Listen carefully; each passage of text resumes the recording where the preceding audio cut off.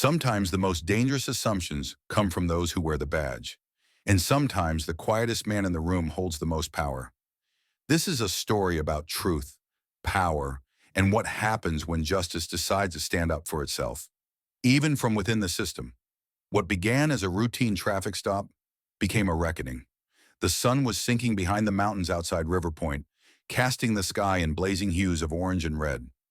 David Brooks, a poised black man in his early 40s, was driving his sleek black Lexus along Highway 89, heading home after a long day at work. Smooth jazz played softly from the speakers, and David tapped the steering wheel in rhythm, his tired eyes half closed in calm. As he neared the residential turnoff, the traffic light turned yellow. He slowed and stopped just as it shifted to red. But before he could exhale in peace, flashing red and blue lights lit up his rearview mirror. A police cruiser was right behind him. David frowned, flicked on his hazards, and pulled over to the side. He knew he hadn't done anything wrong. Deep down, he wondered if this was just another random check or something far more familiar. His hands stayed on the wheel, posture calm. But this time, he told himself, it would be different. The door of the cruiser swung open, and a tall, broad-shouldered figure stepped out.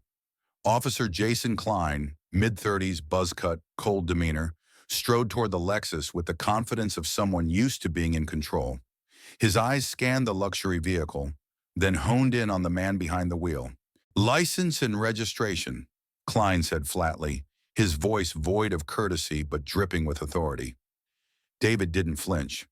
Calmly, he opened the glove box and handed over the documents. "Is there a reason I was pulled over, officer?" he asked, polite but firm. Klein didn't answer immediately.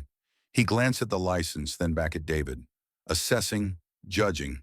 Expensive car, clean cut, black skin. It was a mix that often triggered suspicion in officers like him.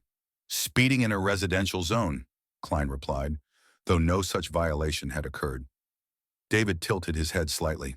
"I see. I thought I slowed in time, but I understand." Klein didn't like the response. It was too calm, too controlled, too composed, and that unnerved him. The tension thickened. Though the evening air was cool, the inside of David's car felt heavy with something else. Something old, familiar. Klein looked down at the license again. "You just moved here? This address doesn't look familiar." David nodded. "Moved from Atlanta about 6 months ago." Klein scoffed. "Well, it's different here. We keep an eye on everything." The implication hung in the air. David offered a small, tight smile. "So do I, officer." That response made Klein narrow his eyes. Before he could probe further, David added, "My dash cam is recording." "Just so we're both clear." Klein's lips pressed into a line. The confidence in David's tone, measured, calm, almost challenging, shifted the dynamic again. This wasn't a man easily rattled, and Klein hated not being in control. Klein stepped back and gestured with his hand. "Step out of the vehicle. I need to check something." David wasn't surprised. He'd seen this play before. Slowly, hands visible, he opened the door and stepped out. He stood taller than Klein, his posture straight, his presence commanding. The tailored gray suit and polished shoes only emphasized his composure.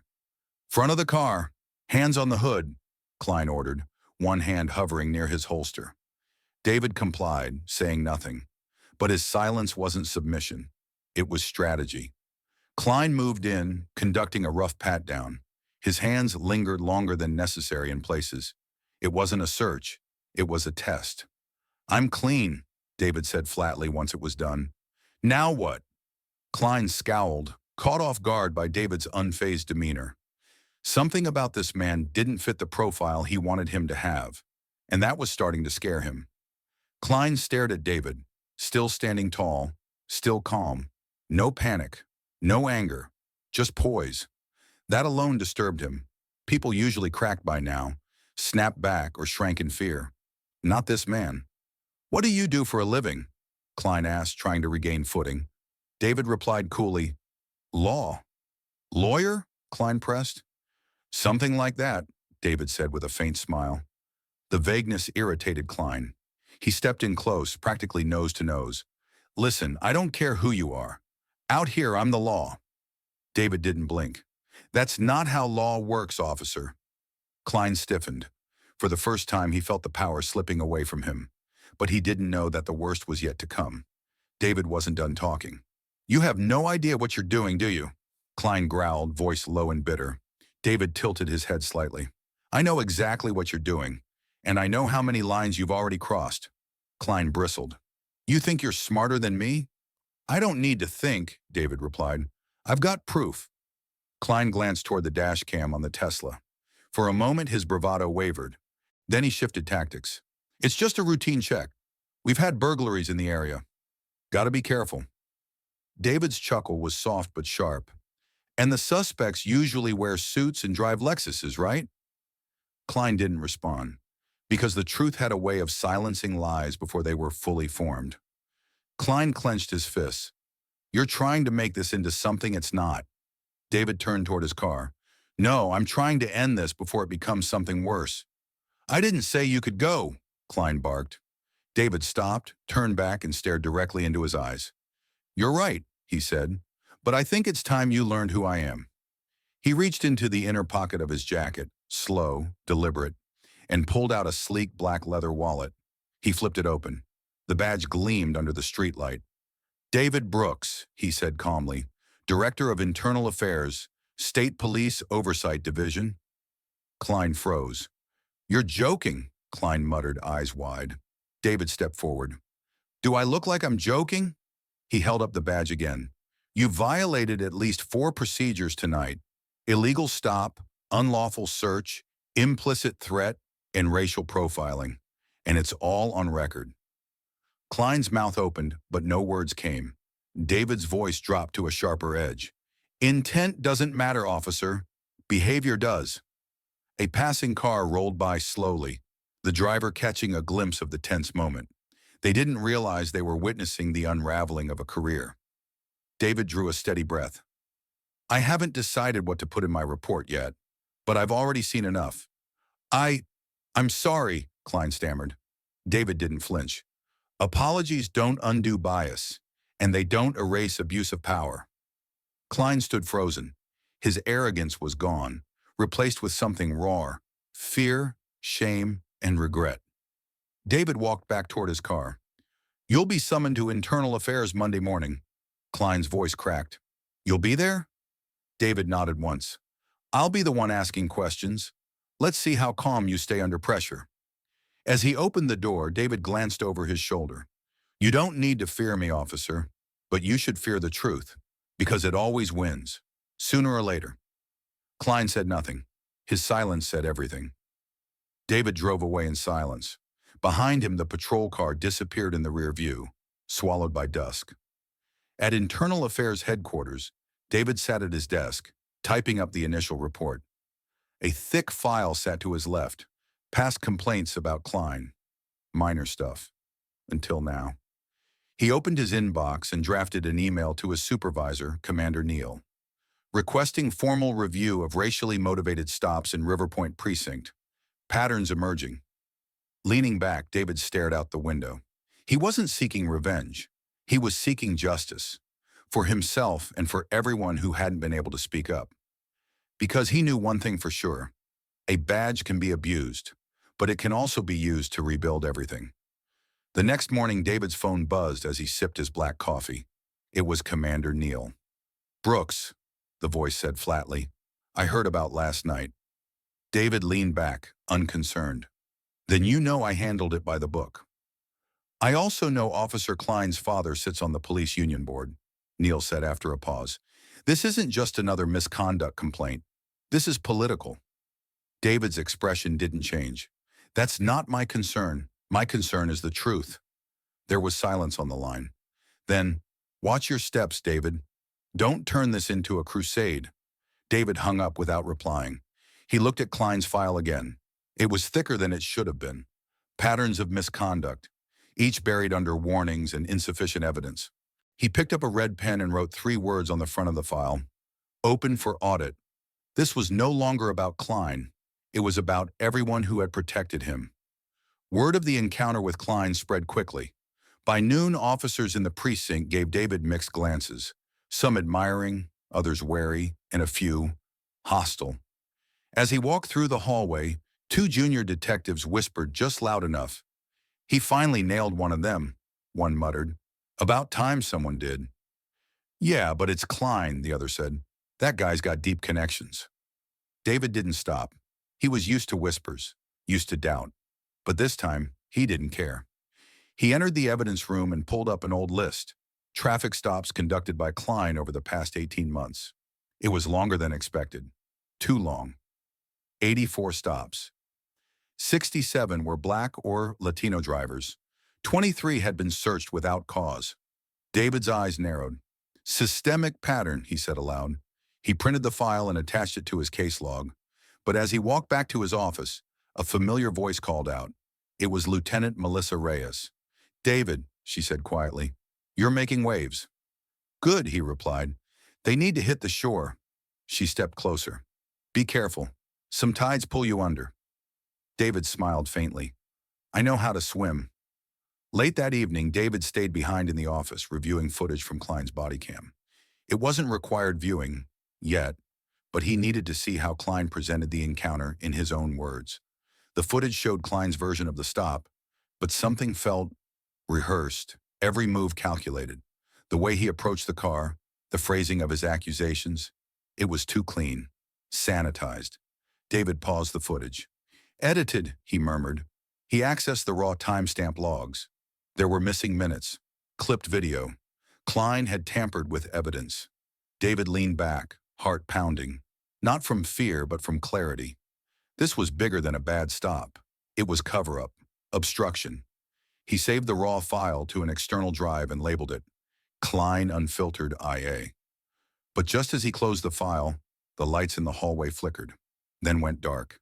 The office fell into an eerie silence. David stood, instincts sharpened. Someone was still in the building, and they didn't want him to find what came next. David stepped into the hallway. His shoes made no sound on the carpeted floor. Ahead, the exit light blinked red above the emergency door. Then he heard it. Footsteps. Slow, purposeful. He stopped. "Who's there?" Silence. A shadow moved across the frosted glass near the end of the corridor. David didn't chase. He stepped back into his office, locked the door, and slid the flash drive into his pocket. Whoever was here didn't need to find it on his desk. He grabbed his coat, tucked the drive into a hidden pocket stitched inside the lining, an old habit from years of working undercover. Then calmly he opened the door. The hallway was empty, but he knew what the message meant. They were watching. Someone didn't want this file to surface. Back in his car, David turned the engine without music this time. The road ahead was darker than usual, but he'd been in darker places, and he'd always come out with the truth in his hands. The next morning, David visited an old friend, Judge Naomi Ellison, retired but still sharp as ever. "Back to playing with snakes, David?" she asked, sipping her tea. "More like digging up nests," he replied, sliding the flash drive across her table. Naomi plugged it in, brows furrowing as the footage played. "He cut the tape. Blatantly." Naomi shook her head. "This is enough to trigger an emergency inquiry."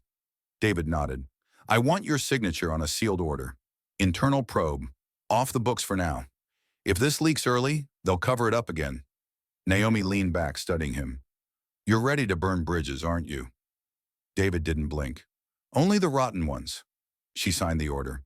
And as David walked out of her study, the file under his arm, he knew two things.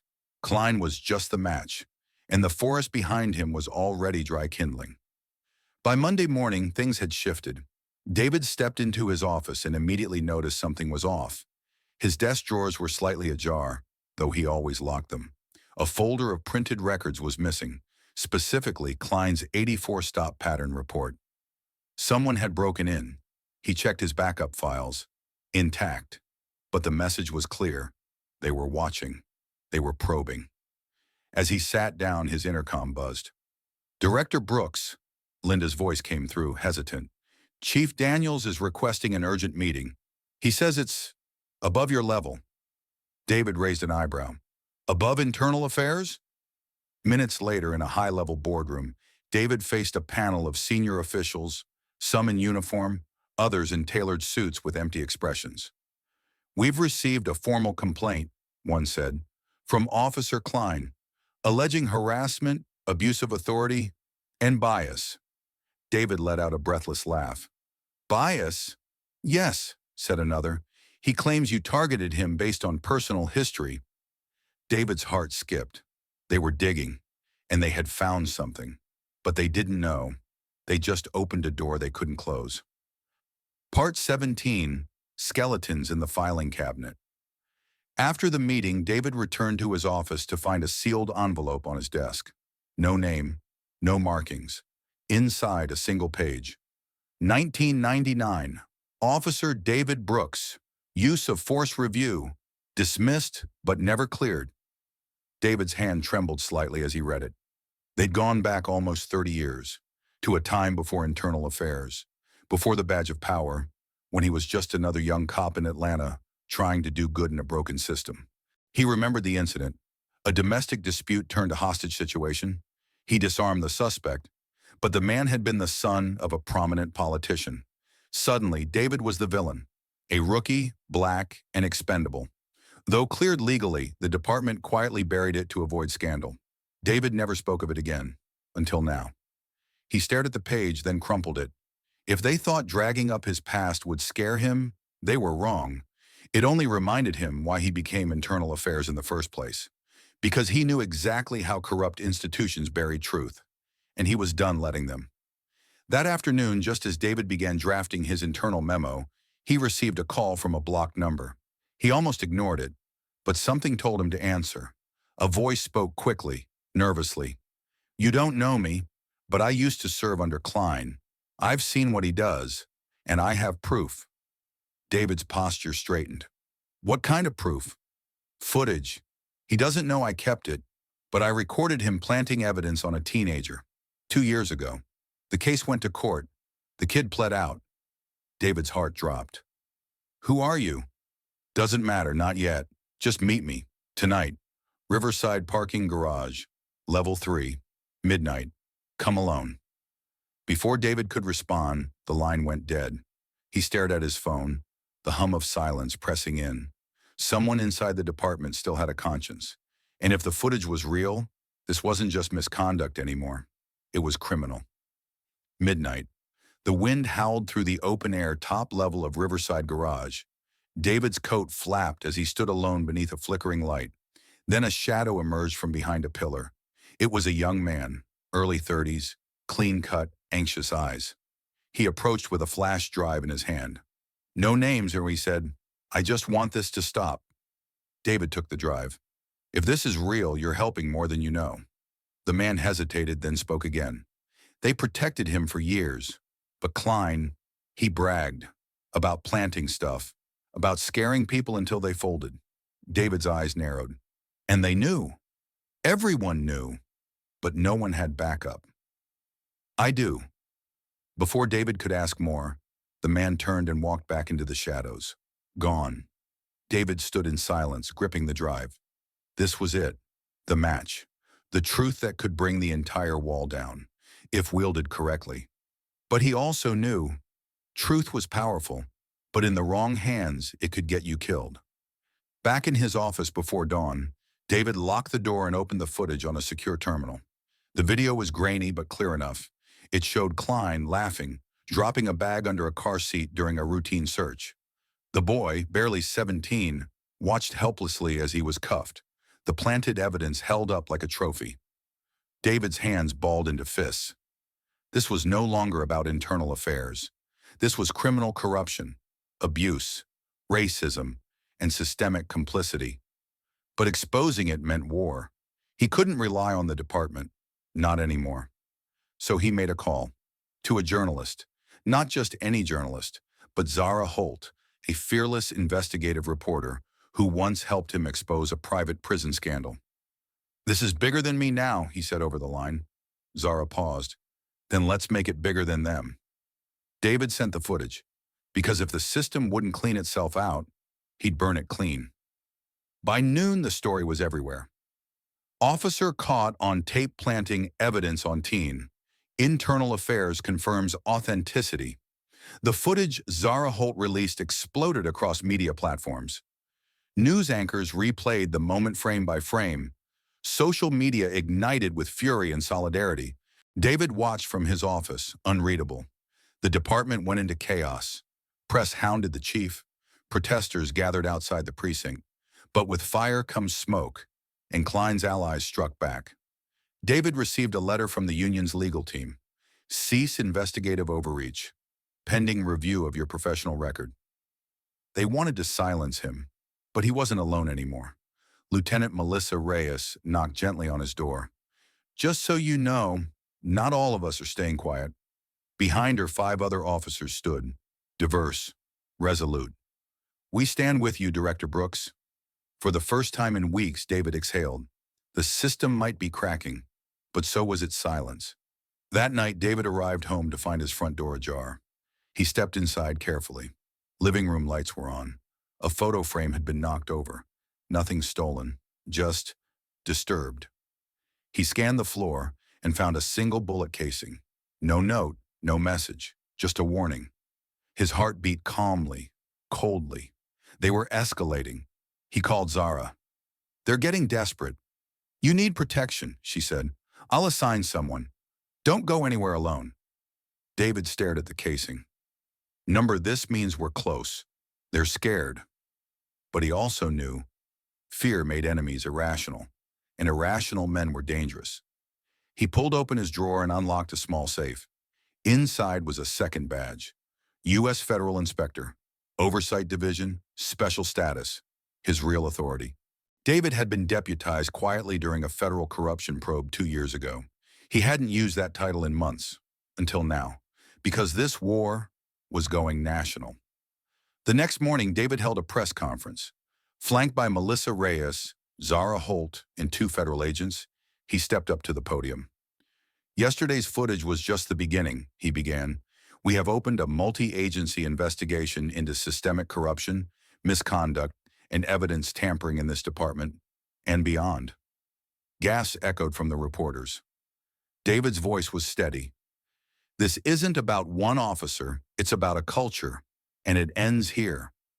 By the end of the day, Officer Klein was arrested, charged with falsifying evidence, obstruction of justice, and perjury. More officers were suspended. The union tried to push back, but public pressure, fueled by truth, held the line. David stood by as Klein was let out in cuffs. Their eyes met. Klein didn't say a word. He didn't need to. He knew it was over, but David knew it wasn't finished. A week later, Chief Daniels resigned under mounting pressure. Investigations revealed he'd buried complaints, protected bad officers, and personally ordered the deletion of internal reports. The mayor held a public forum. David was asked to speak. He stood before a packed auditorium, officers, families, activists, and skeptics alike. This isn't a victory lap, he said. It's a reset, and resets are painful. He looked into the crowd. I didn't set out to expose anyone. I set out to defend the badge I once believed in, a badge that was never supposed to shield misconduct, but serve as a promise. Applause rose, not just polite, but passionate, and David felt something shift, not in the room, in the system, a crack of light in the dam. David returned home that night to silence. No bullet casings, no open doors, just stillness. He sat on his porch as the sun dipped behind the hills. In his hand, he held his old rookie badge, faded, scratched, but still intact. He remembered what Judge Ellison once told him. The badge isn't meant to protect you from consequences. It's meant to protect others from abuse. And now, finally, he felt like it did. He stood up, looking out at the horizon. This wasn't the end of the story, but it was the end of silence, the end of fear, and the beginning of a system where no one had to carry their dignity like a secret, where truth didn't whisper, it roared, and justice didn't hide behind a badge, it wore one. Moral lesson. This story is a powerful reminder that authority is not a privilege. It is a responsibility. A badge doesn't make someone greater than others. It makes them more accountable to the people they serve. Core message: justice doesn't come from silence or fear. It comes from the courage to speak up, even when the system stands in your way. The story also shows that truth can be buried, but never erased. And when it surfaces, it has the power to shake institutions and inspire real change.